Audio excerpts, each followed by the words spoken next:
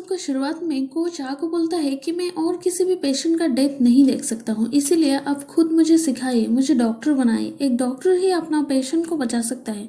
मैं ओटी में स्पिरिट देख के नहीं डरता हूँ। मुझे हमेशा ये लगा रहता है कि अगर मुझे कुछ गलती हो गया, मेरा कुछ गलती हो गया, उस वजह से किसी का जान चली जाएगी, इसीलिए मैं डरता हूँ। मैं आपके साथ जीना चाहता हूँ। मैं आपके जैसे ही पेशेंट का ट्रीटमेंट करते हुए जीना चाहता हूँ। अब तेज को के साथ यहाँ कार में हॉस्पिटल में आके पहुँचता है। पहुँचने के बाद ये बोलता है कि मैं पूरी स्टाइल के साथ यहाँ आ गया मेरे घर में, मतलब ये हॉस्पिटल को खुद का घर बोल रहा है। वो पूछता है कि क्या आप उस दिन मुझे बचाने के चक्कर में खुद यहाँ फंस गए? आप मुझे क्यों बचाए थे उस दिन? तो टेस बोलता है उस दिन अपना डॉक्टर गाउन में पहना था ना, तुम तो उस सिचुएशन को समझ में नहीं पा रही थी, पर मेरी तरफ ऐसे देख रही थी, तो मेरे से वो सब देखा नहीं जा रहा, इसीलिए मैं तुम्हें बचाया। वो वाइट गाउन का वैल्यू मेरे लिए आज भी बहुत है कि मैं तुमको एक अच्छे डॉक्टर बनना देखना चाहता हूँ। जहाँ यहाँ को बोलता है कि उस दिन वो तुम्हें बचाए थे और किसी की बॉडी की मदद से, और मेरी बॉडी की मदद से भी किसी और एक पेशेंट को बचाए थे। चिप बाम पुरानी फोटो को देख के बोल रहा था, आपने मुझे बोला था ना मुझे सर्जरी सिखाएंगे, ऐसे क्यों चले गए आप? तो टेस बोलता है छोड़ो, तुम ये सब किसी का ब्लेम नहीं कर सकती हो। अगर तुम्हारे पास ज़्यादा स्किल नहीं है तो वो सब के बारे में सोचना छोड़ दो। वो तुम्हारी काइंड एटीट्यूड की वजह से तुम आज भी एक अच्छे डॉक्टर तो हो ना। को दो बड़े बड़े ट्रॉली बैग के साथ एंट्री मारता है। चाह को बोलता है कि चलो तुम आज भी लेट हो गए, पर हम पेशेंट का ट्रीटमेंट अभी भी शुरू कर देते हैं। हाँ नीचे पूछने पर ये बोलता है कि मैंने क्या किया, मुझे तो कुछ याद ही नहीं है। मुझे अच्छी तरह से ये मालूम है कि मैं उस दिन तुम्हारा ऑफिस से ही निकला था, उसके बाद मतलब उसी बीच क्या हुआ मुझे कुछ भी याद नहीं। फिर मैं खुद को लॉबी से निकलना हुआ पाया। इसका मतलब जरूर ये चाह का ही काम है, वो मेरे साथ ये सब करवाया है। अब तब को देख के यहाँ हान पूछता है तुम कब आए? तो को बोलता है तुम मुझे ऐसे देख रहे हो जैसे कि मैं एक घोस्ट हूँ। तुम तो उस दिन बहुत खुश लग रहे थे ना, तो आज बहुत इरिटेटेड लग रहे हो, इसका क्या मतलब है? फिर को चाह की तरह एक्टिंग करके चाह का बात को रिपीट कर रहा था कि मेरे होते हुए स्योंगटो के साथ कोई कुछ गलत नहीं कर सकता। ये सब बस तो शुरुआत है। अब चाह बोलता है कम ऑन, उसकी तरफ ऐसे बड़े बड़े आंखें करके देखो। तो को ऐसे ही बड़े बड़े आंखें करके देखता है। तो इसको समझ नहीं आ रहा था कि ये चाह है या को चाह और सही जिन दोनों की सेफ्टी के लिए यहाँ एक गार्ड अपॉइंट किया था। अब सही जिन चाह को डिफरेंट टेस्ट करना चाहती थी, क्योंकि उसका कंडीशन जानने के बाद ही ऑपरेशन करेंगे, इसीलिए। अब सही जिन बोलती है कि मेरे पास वो फुटेज तो है, पर अंदर क्या हुआ मुझे ये भी मालूम नहीं। तो को बोलता है प्रोफेसर चाह भी ये नहीं चाहते हैं तुम वो सब चीज़ के बारे में ज़्यादा सोचती रहो। तुम स्ट्रांग रहोगी तो वो भी स्ट्रांग रहेंगे। तो सही जिन बोलती है तो क्या ये सब चाह बोले थे? तो बोलता है हाँ, बोलता है नहीं। तो बोलती है कि तुम उनको ये बताना कि मेरे बारे में ज़्यादा मत सोचे, मैं इतने दिन तक उनके लिए वेट की और कुछ हफ्ते की तो बात है ना। फिर बोलती है मैं सोच रही हूँ कि तुम दोनों के बीच क्या ऐसा स्पेशल बॉन्डिंग है। रूम से निकलने के बाद चाह बोलता है तुम उसको बता दिए कि मेरे सच कि मैं एक स्पिरिट हूँ। को बोलता है नहीं, तो मैंने तो कुछ नहीं बताया। अब इन दोनों के बीच एक कन्वर्सेशन को देख के गार्ड सोच रहा था ये खाली में किसी के साथ बात कर रहे हैं। अब को हॉस्टल रूम में कुछ मॉडिफिकेशन कर रहा था या स्टोरी रूम में भी। अजय उनको को देख के बहुत खुश था कि ये वापस आ गया।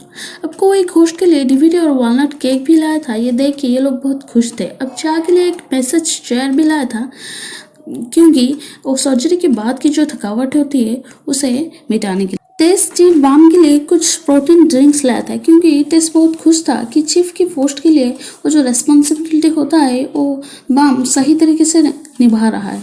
अब चीफ ये देख के सोच रहा था क्या ये मुझे पसंद कर रहे हैं? नहीं, ये मैं क्या सोच रहा हूँ। डायरेक्टर कुछ नाक्स ऑर्डर किया था, क्योंकि ओ को मिलने के लिए यहाँ आया था इस खुशी में।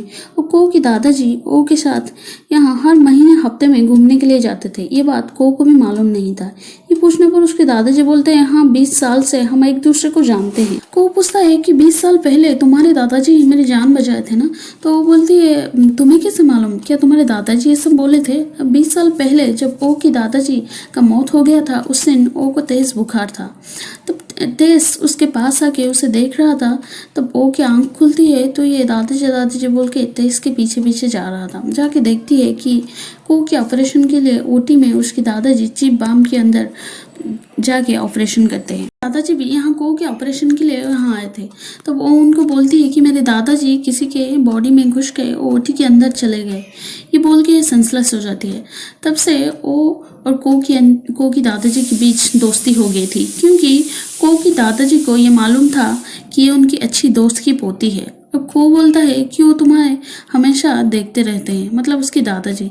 फिर को याद आता है कि इसके दादाजी मना किए थे, मतलब टेश ही मना किया था कि उसे उसकी प्रेजेंस ना बताने के लिए। यहाँ डायरेक्टर ओटी के बाहर बैठ के बोलता है मैं आ गया हूँ, तुम यहाँ हो ना। टेश बोलता है तुम हमेशा ये क्यों पूछते हो, तुमको तो मेरी प्रेजेंस मालूम ही नहीं पड़ रहा होगा कि मैं कुछ बोल रहा हूँ या नहीं। अब दोनों के बीच ऐसे बात चलता रहता है।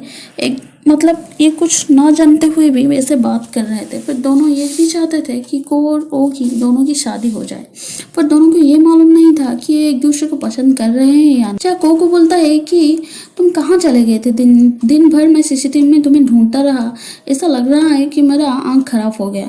चलो अब तुम्हारा ट्रेनिंग शुरू करते हैं। कि एपिसोड की शुरुआत में जो को 2 ट्रॉली बैग के साथ एंट्री मार था, उसमें सर्जरी का इंस्ट्रूमेंट था जो कि चाह का पुरानी इंस्ट्रूमेंट था। को बोलता है हाँ सारा पुरानी इंस्ट्रूमेंट मैं लाया हूँ, चलो शुरू करते हैं। अब चाह बोलता है उसे रेस्पेक्ट करो, क्योंकि वो सबसे तुम प्रैक्टिस करोगे। ओके, चाह को बेसिक यानी कि स्टिचिंग से शुरू करता है उसका ट्रेनिंग। को सारी रात प्रैक्टिस करने के लिए भी टास्क देता है। अब चाह को बहुत खुश देख के टेस्ट पूछता है तुम इतनी खुश क्यों हो कि तुम्हारी सर्जरी अब कोऑपरेट करे, इसीलिए तुम उसे सिखा रही हो क्या सर्जरी। बोलता है नहीं, मैंने सर्जरी इसीलिए सीखा ताकि आपको जैसे मेरे अंदर आके सर्जरी करना ना पड़े। अगर वो भी स्किल्ड हो जाएगा तो मुझे भी उसके अंदर नहीं आना पड़ेगा। अब सही जिन याद कर रही थी कि को बोलता था कि आप खुश रहेंगे तो प्रोफेसर भी ये देख के खुश होंगे। तो ये पार्लर जाके अपनी हेयर स्टाइल करवा के पूरी अच्छी गेटअप के साथ हंसते हैं। तो ये देख के नॉर्स जान और चांद दोनों ही खुश थे। अब घोस्ट वालनट केक टेस्ट करके उसमें क्या कमी था वो सब नोट कर रहा था, ताकि उसकी वाइफ की मदद कर पाएगी और ज़्यादा अच्छा वालनट केक बनाने में।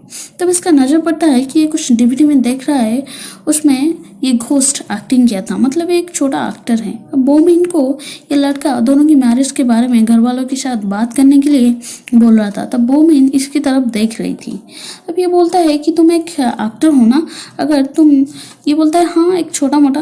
तो बोलता है तुम्हें जब एक बड़े अच्छे एक्टर बन जाओगी ना तब मुझे भी काम दोगे ना। वो कि मम्मी यहाँ बहुत गुस्से में थी, ऊपर से वो आके बोलती है कि मुझे मेजर कार्डियोलॉजी ही लेना है, मुझे एक कार्डियोलॉजिस्ट ही बनना है, क्योंकि मैं दादाजी से प्रॉमिस की थी वो मुझे एक अच्छी डॉक्टर बनना है। उसके बाद उसकी मम्मी बोलती है हाँ तुम्हें एक अच्छी सर्जन ही बनना है उनकी तरह, सिर्फ क्योंकि वो सिर्फ पैशन के बारे में ही सोचती है, घर के बारे में नहीं, कभी भी नहीं, और ओवरवर्क करके खुद ही अकेले में ऐसे चल बसी। तो वो बोलती है वो नहीं तो क्या हुआ, वो तो कितने लोगों की जिंदगी बचा रहे हैं ना। ये सुनने के बाद वो की मम्मी उसे चाह की पेट के साथ वो को घर से निकाल देती है। चाह को की खाने के टाइम में भी दोनों की हाथ से जैसे वो स्किल्ड होगा, सर्जरी कर पाएगा, इसकी प्रैक्टिस कर रहा था। पर ये दोनों देख के ये सोच रहे थे को ये क्या कर रहा है। अब को सर्जरी में पूरी तरह से स्किल्ड हो गया था। ये देख के ये सब खुश थे। नर्स जांग बोलती है कि डॉक्टर को आजकल चाह और आप दोनों के पास देखने के लिए नहीं आते हैं। मैंने सुना था कि वो ज़्यादा टाइम प्रोफेसर चाह के कैबिन में रहते हैं। अब सही जिन रात में देखती है कि को सर्जरी सीख रहा है, मतलब ये समझ गई थी कि चाह भी यहाँ है। तो बोलता है योंगमिन मैं जानता हूँ तुम भी यही हो ना। दूसरे दिन चीफ आके को बोलता है कि ये घोस्ट को हॉस्पिटल से शिफ्ट कर रहे हैं, मतलब उसकी बॉडी को हॉस्पिटल से शिफ्ट कर रहे हैं, क्योंकि उसकी वाइफ सही टाइम पर पैसे नहीं दे पा रही है, इसीलिए इसे शिफ्ट कर रहे हैं। पर उसके पापा हॉस्पिटल के बिल सही टाइम पर दे रहे हैं, इसीलिए यही रहेगा, क्योंकि उसके पापा एक फॉर्मर मिनिस्टर से। पर ये दोनों घोस्ट अलग होना नहीं चाहते थे। को हान को ये जाके पूछने पर हान बोलता है अब क्या तुम दूसरे घोस्ट को भी देख पा रही हो और उनकी स्पिरिट तुमको रिक्वेस्ट किया है यहाँ से ना जाने के लिए। तो को बोलता है नहीं तो मुझे उनको घर वालों से पता चला, ये सब चीज़ को तुम कुछ दिन के लिए रोक दो।